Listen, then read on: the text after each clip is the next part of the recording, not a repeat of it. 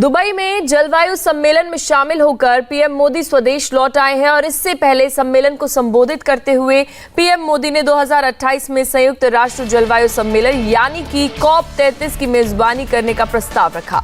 इसके साथ ही लोगों की भागीदारी के माध्यम से कार्बन सिंक बनाने पर केंद्रित ग्रीन क्रेडिट पहल की शुरुआत की।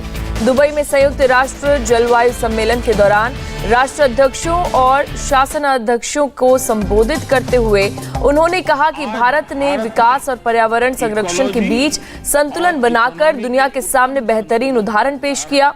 पीएम ने कहा कि भारत दुनिया के उन कुछ देशों में से एक है जो तापमान को 1.5 डिग्री सेल्सियस तक सीमित करने के लिए राष्ट्रीय स्तर पर अपने निर्धारित योगदान या फिर राष्ट्रीय योजनाओं को हासिल करने की राह पर है। अब यही काम दुनिया के बाकी देशों को भी करना चाहिए। ग्लोबल साउथ के देशों साथियों, पिछली शताब्दी की गलतियों को सुधारने के लिए हमारे पास बहुत ज्यादा समय नहीं है।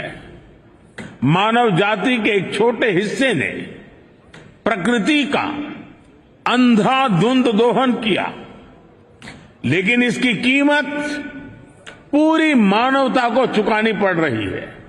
विशेषकर ग्लोबल साउथ के निवासियों को सिर्फ मेरा भला हो, ये सोच दुनिया को एक अंधेरे की तरफ ले जाएगी।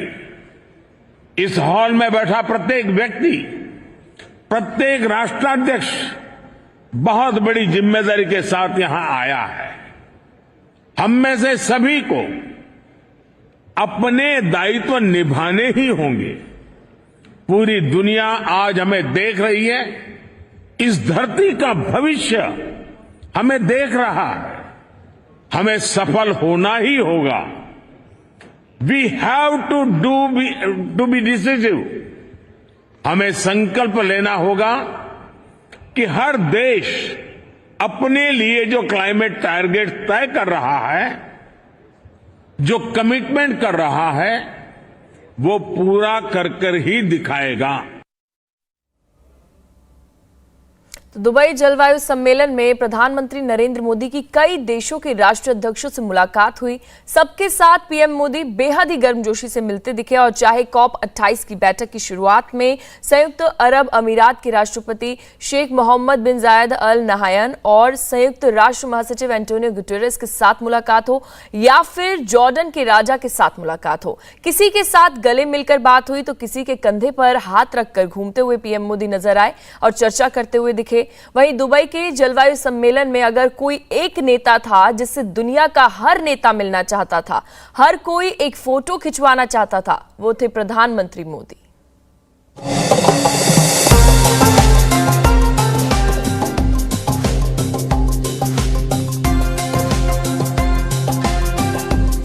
हम सभी के प्रयासों से ये विश्वास बढ़ा है कि विश्व कल्याण के लिए सबके हितों की सुरक्षा आवश्यक है, सबकी भागीदारी आवश्यक है।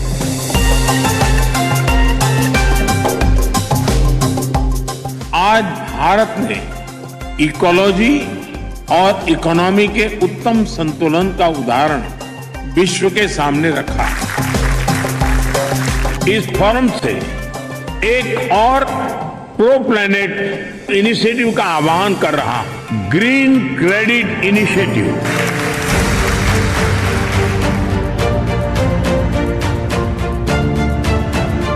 ग्लोबल साउथ के देशों की अपेक्षा है कि क्लाइमेट चेंज का मुकाबला करने के लिए विकसित देश उनकी अधिक से अधिक मदद करें। ये स्वाभाविक भी है और न्यायोचित भी है। प्रकृति रक्षति रक्षिताः, अर्थात प्रकृति उसकी रक्षा करती है जो प्रकृति की रक्षा करता है। हमें नीतियों में, निर्णयों में यह सोचना होगा कि उससे पृथ्वी के हेल्थ कार्ड में ग्रीन क्रेडिट कैसे जुड़ेगा।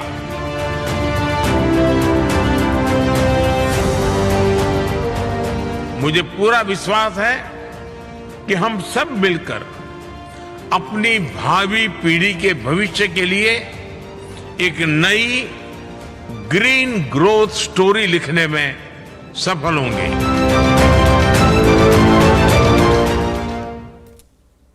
वहीं इटली की प्राइम मिनिस्टर जॉर्जिया मेलोनी भी दुबई में पीएम मोदी से मिली और हर बार की तरह इस बार भी दोनों की मुलाकात बेहद ही खास रही। मेलोनी ने खुद पीएम मोदी के साथ मुलाकात की तस्वीरों को सोशल मीडिया पर साझा किया और इससे पहले पीएम मोदी कल जब दुबई पहुंचे थे तो उनका जोरदार स्वागत हुआ। एयरपोर्ट से लेकर होटल तक वहां रहने वाले भारतीय मूल के लोगों ने उनका बेहद ही गर्मजोशी से स्वागत किया। मोदी मोदी के नारे लगाए गए और यहां तक कि अब की बार मोदी सरकार और अब की बार 400 के पार के भी नारे लगे हैं।